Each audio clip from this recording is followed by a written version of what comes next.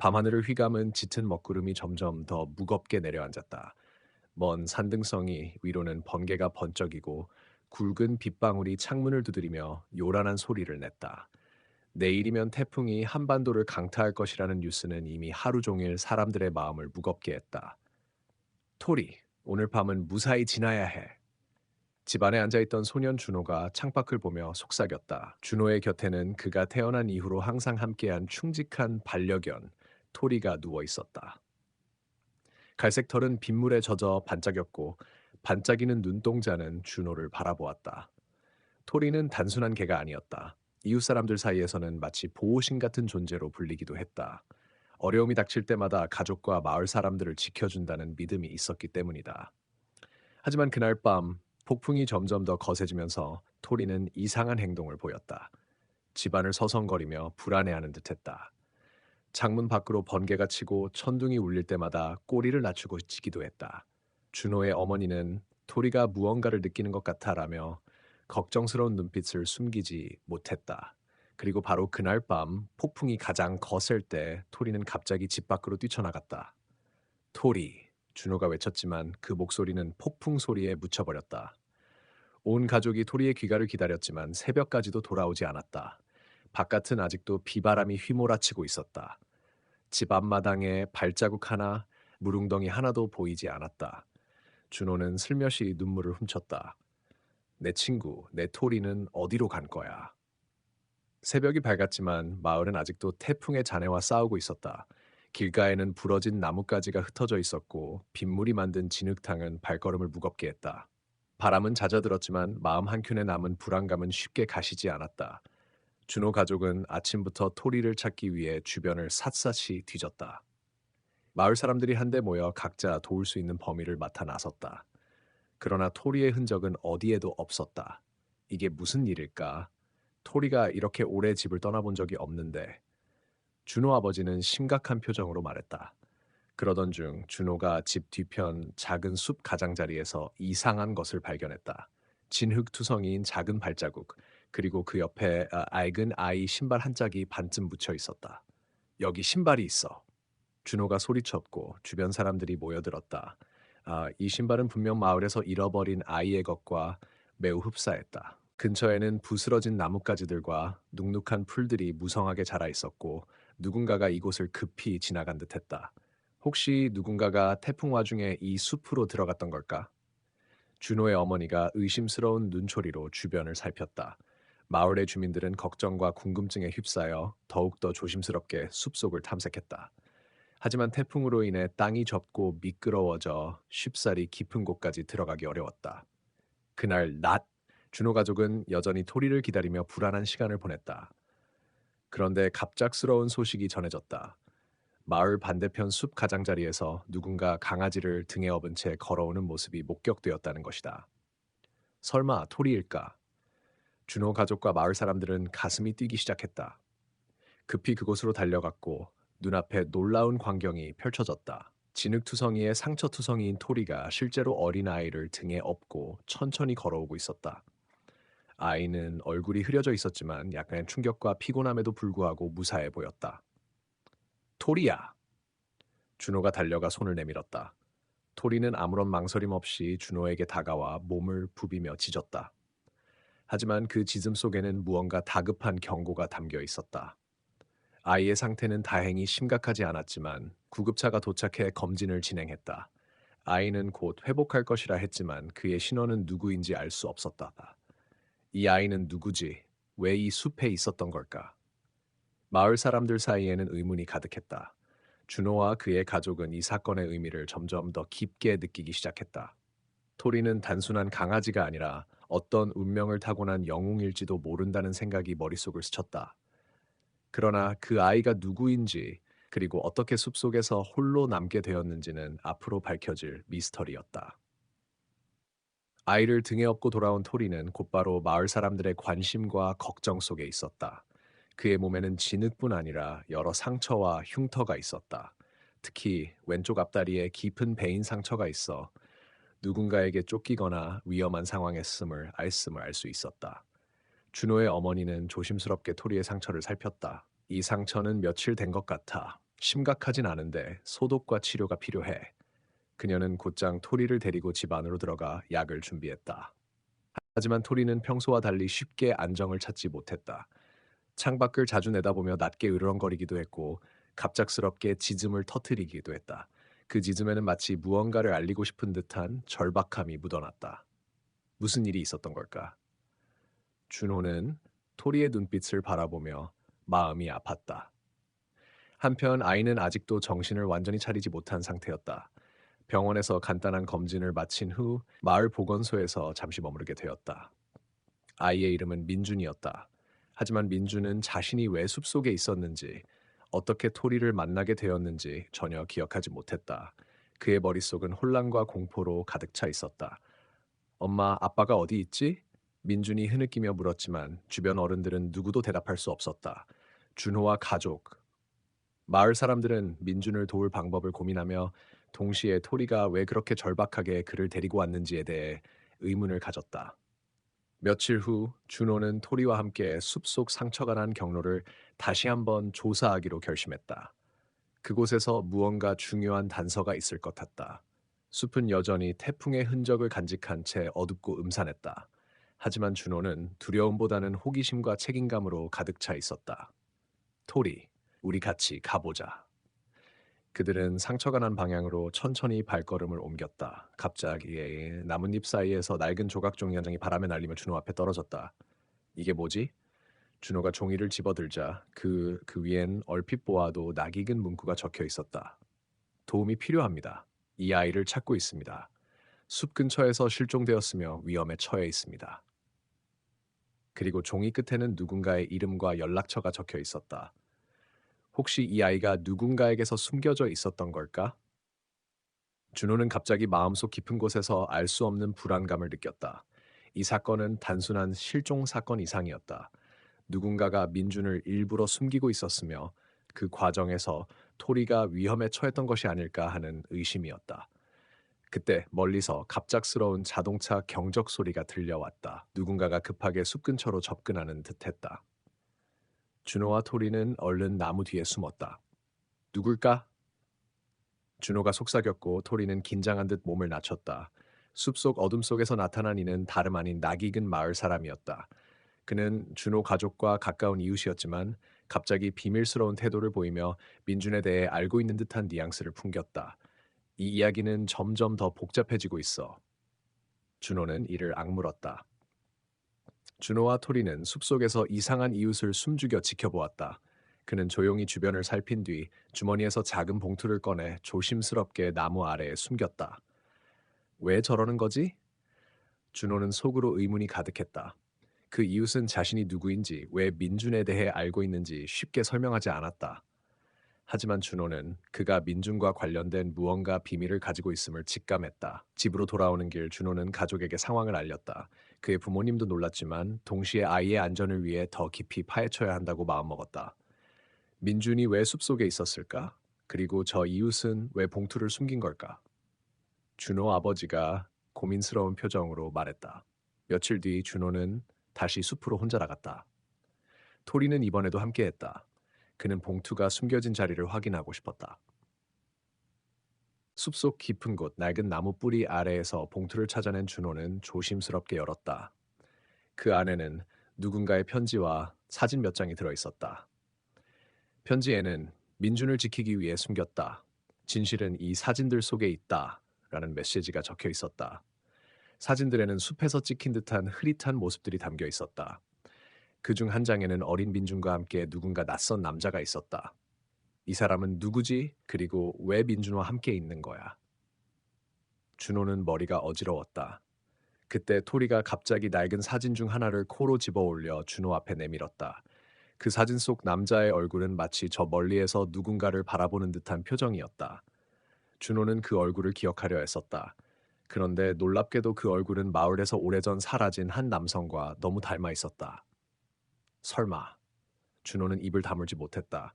바로 그 순간 숲 밖에서 누군가 다가오는 소리가 들렸다. 준호는 사진과 편지를 가방에 숨기고 토리와 함께 조용히 뒤로 물러났다. 숲 가장자리에서 나타난 이는 바로 마을 경찰관이었다. 하지만 그의 얼굴에는 긴장과 불안이 가득했다. 준호야, 당장 집으로 돌아가. 이 일은 너희 가족이 나설 일이 아니다. 경찰관은 심각한 목소리로 말했다. 왜요? 무슨 일이죠? 준호가 물었지만 경찰관은 더 이상 말을 잇지 않았다. 준호는 마음속 깊이 불안감을 느꼈다. 분명히 이 사건은 단순한 실종 사건이 아니었다. 민준과 토리를 둘러싼 어두운 미이 드러나고 있었고 그 비밀은 마을에 누군가가 숨기고 싶어 하는 것이 분명했다. 그날 밤 준호는 잠을 이루지 못했다. 그의 머릿속에는 사진 속 남자와 경찰관의 경고가 계속 맴돌았다. 내가 이 진실을 밝혀야 해. 토리와 민준을 위해서라도. 그리고 그날 이후 준호의 삶은 돌이킬 수 없는 방향으로 흘러가기 시작했다. 준호는 경찰관의 경고에도 불구하고 진실을 밝히기로 결심했다. 토리와 민준의 안전을 지키기 위해서라면 어떤 위험도 감수해야 한다고 마음먹었다. 그날 밤 준호는 몰래 집을 나와 사진과 편지를 들고 마을 도서관으로 향했다. 그는 과거 신문 기사와 기록들을 찾아보기 위해서였다. 도서관에서 오래된 신문들을 뒤적이던 준호는 5년 전 마을 근처에서 실종된 남자에 관한 기사를 발견했다. 그 남자는 마을 사람들에게 의문의 인물로 불렸으며 실종 당시 많은 미스터리가 남아 있었다. 이게 바로 사진 속 남자인가? 준호는 조용히 속삭였다. 기사는 그 남자가 마을을 떠나기 전 아이와 관련된 무언가를 조사하고 있었다고 적혀 있었다. 하지만 경찰은 그를 단순한 행방불명 사건으로 처리했다. 준호는 이상함을 느끼며 더 깊이 파고들기로 했다. 그는 민준의 과거와 이 남자의 관계를 알아내야 했다. 다음 날 준호는 민준의 입양 기록을 조사하기 위해 사회복지센터를 방문했다. 직원들은 처음에는 주저했지만 준호가 민준과 토리에 대한 걱정을 설명하자 협조하기로 했다. 기록에는 놀랍게도 민준이 이전에 다른 가족과 함께 살았다는 사실이 적혀 있었다. 하지만 그 가족도 3년 전 갑작스럽게 사라진 것으로 나타났다. 왜 모두 사라진 거지? 준호는 혼란스러웠다. 그때 토리가 갑자기 낡은 가방에서 작은 쪽지를 꺼내 주었다. 준호는 쪽지를 펼쳐 읽었다. 쪽지에는 진실은 가까이에 있다. 하지만 조심해. 라는 짧은 메시지가 적혀 있었다. 준호는 누군가가 자신을 감시하고 있음을 직감했다. 그는 점점 더 깊은 음모 속으로 빠져들고 있었다. 밤이 되자 집 앞에서 누군가 움직이는 소리가 들렸다. 준호는 조심스럽게 창문으로 밖을 내다보았다. 어둠 속에서 검은 코트를 입은 사람이 서 있었다.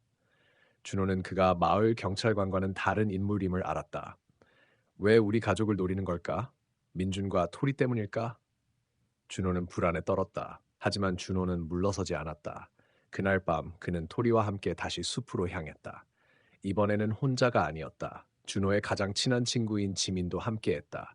우리가 함께라면 무서울 게 없어. 준호는 다짐하며 친구와 토리에게 미소 지었다. 숲속 깊은 곳에서 세 사람은 또 다른 흔적을 발견했다. 누군가가 남긴 발자국과 함께 작은 빨간 스카프가 바닥에 떨어져 있었다. 이 스카프, 민준의 것과 비슷해. 지민이 말했다. 준호는 숨을 고르고 말했다. 우리가 찾아야 할 진실이 저기 어딘가에 있어. 멈출 수 없어. 그 순간 바람이 불며 나뭇잎이 흔들렸고 숲은 마치 무언가를 숨기려는 듯 음산한 기운으로 가득 찼다. 준호, 지민, 그리고 토리는 앞으로 다가올 위험과 맞서 싸울 준비를 하며 운명을 향한 첫걸음을 내디뎠다. 준호, 지민, 토리는 숲속에서 발견한 빨간 스카프를 손에 들고 서 있었다. 그 순간 숲 깊은 곳에서 희미한 소리가 들려왔다. 도와주세요. 세 사람은 서로를 바라보고 동시에 소리가 난 방향으로 발걸음을 옮겼다. 소리는 점점 더 명확해졌고 급박한 숨소리와 울음이 섞여 있었다. 누군가 다쳤나 봐. 지민이 속삭였다. 숲의 어둠 속에서 작은 몸 하나가 떨고 있었다. 민준이었다. 어린아이가 흙과 잔가지에 긁힌 상처투성인 채 나무 뒤에 숨겨져 있었다. 민준. 준호가 다가가며 아이를 안았다. 민준은 눈물을 흘리며 말했다. 밤에 무서운 사람이 나를 쫓아왔어요. 토리가 경계심 가득한 눈빛으로 숲을 둘러봤다. 누군가 그들을 지켜보고 있었다. 준호, 우리는 빨리 이곳을 벗어나야 해. 토리가 으르렁거리며 경고했다. 세 사람은 민준을 데리고 서둘러 숲을 빠져나갔다. 하지만 그때 멀리서 낯선 발걸음 소리가 들려왔다. 누군가 따라오는 것 같아. 지민이 긴장하며 말했다. 그들은 가까스로 마을 근처까지 도착했지만 도착하자마자 경찰차가 사이렌을 울리며 나타났다. 여기서 무슨 일이 있었던 거죠? 한 경찰관이 차에서 내리며 물었다. 준호는 조심스럽게 상황을 설명하려 했지만 경찰관은 무언가 숨기려는 듯 경계심을 보였다. 민준이 어디서 왔는지 확실히 말해주세요. 그리고 이 아이와 관련된 모든 정보를 제공해야 합니다. 준호는 점점 더 큰 음모가 마을과 경찰 내부까지 침투해 있다는 사실을 깨달았다. 진실을 알고 싶다면 조심해야 한다. 지민이 낮게 말했다. 그날 밤 준호는 집에 돌아와 토리와 민준을 지켜보며 결심했다. 우리가 포기하면 모두 위험해질 거야. 반드시 진실을 밝혀야 해. 그런데 그때 창문 너머로 그림자가 스며들었다. 누군가 그들의 집을 지켜보고 있었다.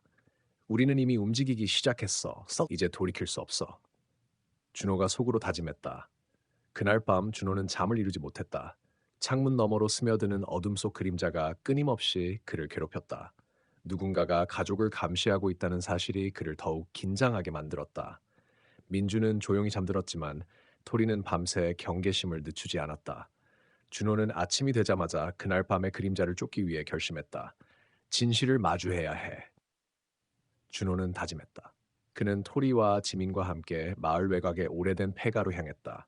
그곳은 5년 전 사건의 중심지로 알려진 장소였다. 폐가에 도착한 세 사람은 조심스럽게 내부를 탐색했다. 오래된 가구와 먼지 쌓인 책들이 어지럽게 널려 있었다. 벽에는 이상한 낙서와 기호가 그려져 있었다. 이건 뭔가 의식 같은 거 아닐까? 지민이 불안한 목소리로 말했다. 그때 준호가 바닥에 떨어진 낡은 일기장을 발견했다. 일기장은 낡고 찢어져 있었지만 한 줄 한 줄이 또렷했다. 이 일기장은 누군가의 기록인가 봐. 준호가 말했다. 페이지를 넘기자 5년 전 마을에서 벌어진 이상한 사건과 관련된 증거들이 적혀 있었다.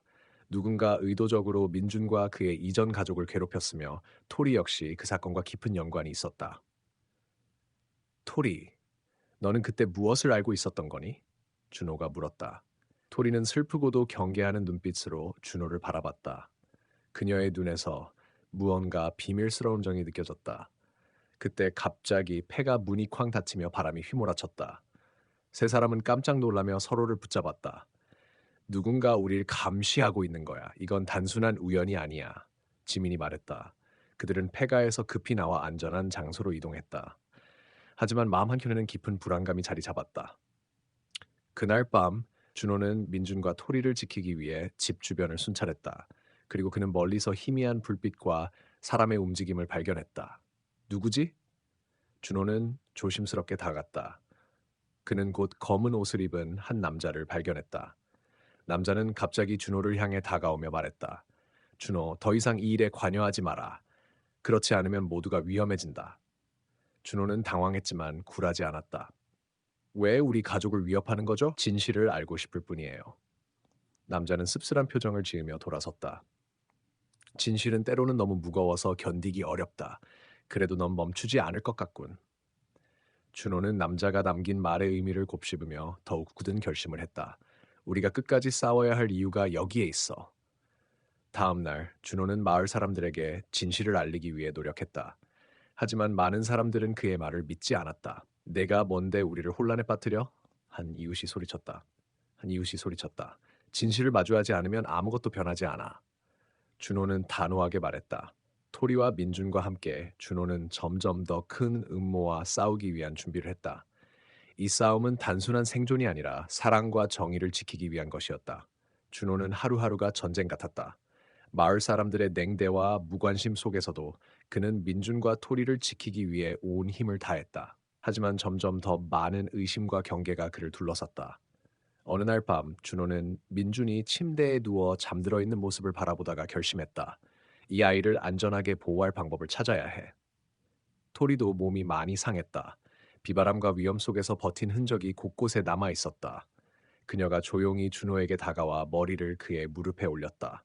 준호는 그 따뜻한 온기에 잠시 눈물을 흘렸다. 그때 벨소리가 울렸다. 문 앞에는 마을에서 가장 신뢰받는 노인이 서 있었다. 그는 무거운 표정으로 말했다. 준호야, 우리가 숨겨야 할 진실이 있다. 이제는 말해야 할 때가 온 것 같다. 준호는 그를 집 안으로 들였다. 노인은 천천히 이야기를 시작했다. 5년 전 마을에서 큰 재난이 있었다. 그때 많은 사람들이 다쳤고 그중 하나가 바로 민준의 가족이었다. 하지만 사건 뒤에는 비밀이 숨겨져 있었다. 마을 지도자 중 누군가가 진실을 은폐하려 했다. 준호는 충격을 받았다. 그럼 토리와 민준이 그 사건과 관련이 있다는 뜻인가요? 노인은 고개를 끄덕였다. 맞다. 그날 밤 토리는 민준을 지키려다 부상을 입었고 민준은 가족과 헤어져 숲으로 도망쳤다. 준호는 마음속에 불길한 예감을 느꼈다. 그럼 왜 지금까지 아무도 이 이야기를 꺼내지 않았나요? 노인은 슬픈 눈빛으로 말했다. 두려움과 압력 때문이었다. 진실을 밝히는 자는 위험에 처할 수밖에 없었다. 그 순간 창밖에서 이상한 소리가 들렸다. 누군가가 집 주변을 배회하고 있었다. 준호는 긴장하며 문을 잠갔다. 우리가 이 싸움을 시작했으니 끝까지 가야 해. 며칠 후 준호는 마을 회관에서 열린 긴급 회의에 참석했다. 그는 모두 앞에서 진실을 공개하려 했다. 우리 마을에 숨겨진 비밀이 있습니다. 이제는 진실을 마주할 때입니다. 그러나 반응은 냉담했다. 일부는 그를 무시했고 일부는 분노했다. 왜 지금 와서 이런 말을 하는 거야? 불안을 조장하지 마. 준호는 침착하게 답했다. 진실을 알 권리가 우리 모두에게 있습니다. 회의가 끝난 후 준호는 지민과 함께 민준과 토리를 지키기 위한 계획을 세웠다. 우리가 희생하지 않으면 아무도 우리를 지켜주지 않아.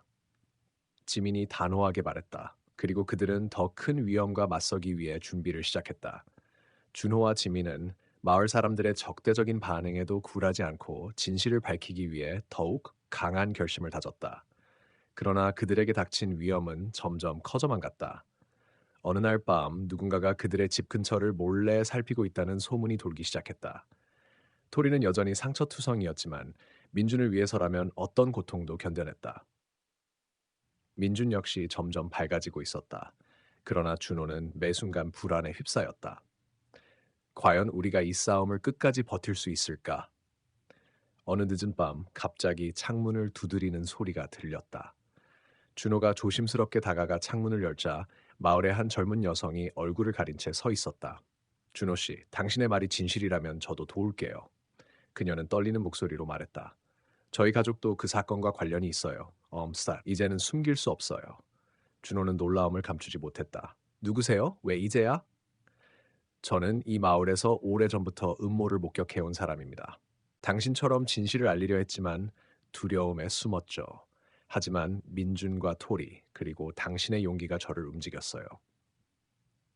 그녀의 등장으로 준호와 지민은 큰 힘을 얻었다. 하지만 동시에 그들은 더 큰 위험 속으로 들어가고 있음을 직감했다. 그날 밤 마을 곳곳에 불길한 그림자가 드리우기 시작했다. 누군가는 진실을 숨기려 마지막 수단을 동원할 준비를 하고 있었다. 준호는 민준과 토리를 꼭 껴안으며 다짐했다. 우리는 반드시 이겨낼 거야. 가족을 위해서, 마을의 미래를 위해서. 그리고 다음 날 그들은 마을 사람들을 설득하기 위한 마지막 결전을 준비했다. 마을 회관 앞에 모인 사람들은 긴장과 기대가 뒤섞인 눈빛으로 준호와 지민 그리고 그들과 함께한 젊은 여성을 바라보고 있었다. 어두운 구름이 몰려오던 그날 저녁, 드디어 숨겨진 진실을 마주할 순간이 왔다. 준호는 떨리는 목소리로 말문을 열었다. 여러분, 오늘 이 자리에 모인 이유는 단 하나입니다. 우리 모두가 함께 겪은 고통과 아픔, 그리고 그 이면에 숨겨진 진실을 이야기하기 위해서입니다. 그는 지난 5년간 마을을 짓눌러 온 비밀, 그리고 그로 인해 잃어버린 이들과 고통받은 가족들에 대해 담담하게 이야기했다. 토리가 어떻게 민준을 지키려 했는지, 그날 밤 폭풍 속에서 무슨 일이 있었는지를 모두에게 전했다. 처음에는 웅성거리던 사람들이 점차 조용해졌다. 누군가는 눈물을 흘렸고 누군가는 고개를 숙였다. 마침내 마을 지도자가 입을 열었다. 우리가 숨겨야 했던 이유가 있었지만 오늘 이 자리를 통해 그 책임을 통감합니다. 앞으로는 진실을 감추지 않고 모두가 함께 치유할 수 있는 마을을 만들어야 합니다. 그 순간 문 밖에서 누군가가 힘차게 두드리는 소리가 들렸다. 준호가 문을 열자 한 중년 남성이 들어섰다. 그는 숨 가쁘게 말했다. 저는 이 마을을 떠난 후에 도시에서 일했던 형사입니다. 민준과 토리의 이야기를 듣고 급히 달려왔습니다. 이번 사건을 조사하던 중 중요한 증거를 발견했습니다. 그는 마을 사람들에게 과거 사건에 얽힌 부패한 관리들의 비밀 문서를 내밀었다. 문서에는 부당한 토지 매각과 관련된 증거들이 담겨 있었다. 이 사실이 알려지자 마을은 큰 충격에 휩싸였다. 그러나 동시에 새로운 희망의 싹이 트기 시작했다. 준호와 지민, 그리고 마을 사람들은 힘을 합쳐 마을의 미래를 다시 세우기 시작했다. 토리는 여전히 준호와 민준 곁을 지키며 그 누구보다도 용감한 영웅으로 자리매김했다.